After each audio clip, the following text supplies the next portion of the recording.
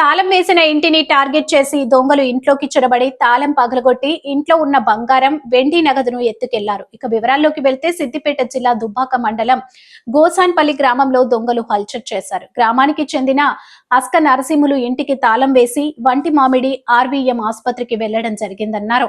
ఇంట్లో ఎవరూ లేని విషయాన్ని గమనించిన దుండగులు తాళం పగలగొట్టి ఇంట్లో ఉన్న 18 తులాల బంగారం, 30 తులాల వెండి, 30,000 నగదును ఎత్తుకెళ్లడం జరిగిందన్నారు. తాళం పగలగొట్టిన విషయాన్ని స్థానికులు తెల్లవారుజామున గమనించి నర్సింహులకు తెలియజేయడంతో వెంటనే అక్కడికి చేరుకొని గమనించగా ఇంటి తాళంతో పాటు బీరువా తాళం పగలగొట్టి దొంగలు దోపిడీకి పాల్పడడం జరిగిందన్నారు. దుండగులను పట్టుకొని తమకు న్యాయం చేయాలని బాధితుడు పోలీసులను వేడుకున్నారు. ఉంగరాలు, అవి చేతులకి గాజులు,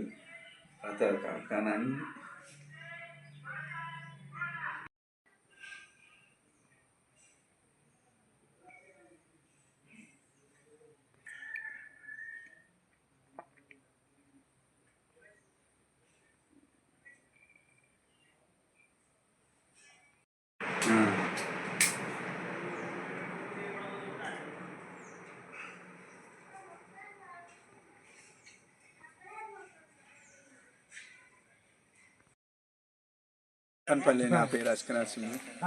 మేము హాస్పిటల్ ఆపుతుండగా ఆపరేషన్, మా మరదలకు ఆపరేషన్ అవుతుందంటే భయపడుతుందంటే ఇక మేము అందరం పోయేస్తామని సోమవారం నాడు సాయంత్రము మధ్యాహ్నం 2 గంటలన్నర కట్ల పోయినాం ఇంటికాడికి వెళ్ళి. ఇద్దరు, మా భార్య నేను.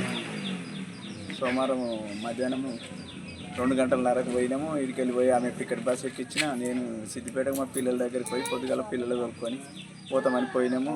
ఆమె ఆర్వీఎంకు పోయింది, నేనేమో సిద్దిపేటకు పోయి పొద్దుగాల లేచి మాకు 2 కొడుకులు తోలుకొని నేను ఆర్వీఎం పోయి ఆమె ఆపరేషన్ అయ్యేదాకా ఉండి, ఆయన ఆపరేషన్ అయినాక వచ్చి వాళ్ళని సిద్దిపేటలో దించి నేను ఇంటికి వచ్చే వరకు తాళం పగలగొట్టి ఉన్నది, బీరువాలన్నీ పగలగొట్టి ఉన్నాయి. నా చిన్న కోడలతో 10 తులాల బంగారం, పెద్ద కోడలతో 5-6 తులాల బంగారం, నా మనమరాలతో 2-3 తులాల బంగారం, ఇంత ఎండి ఉండే. ఆ ఎండి ఎన్ని పైసలు పోయినాయి, 25-30 వేలు దాకా పైసలు పోయినాయి. సిబిఐలు వచ్చిర్రు, అందరు వచ్చిర్రు. పాపం చాలా కష్టపడ్డారు వాళ్ళు. తెల్లని దాకా 12 గంటల దాకా మొత్తం ఇన్నే ఉన్నారు. అన్నీ చూసిపోయారు. కుక్కని తీసుకొచ్చారు, అది చేసిండ్రు, ఇది చేసిండ్రు. అంత తిరిగిండ్రు పోయినరు. మళ్ళీ ఇప్పుడు వాళ్ళు వస్తారు, ఇంటికనే ఉండరు అని చెప్పారు. ఇక ఏం చేసినాము, కొట్టుకున్నాము. ఇది వరకు మాకు ఏ సజెషన్ దొరుకుతలేదు.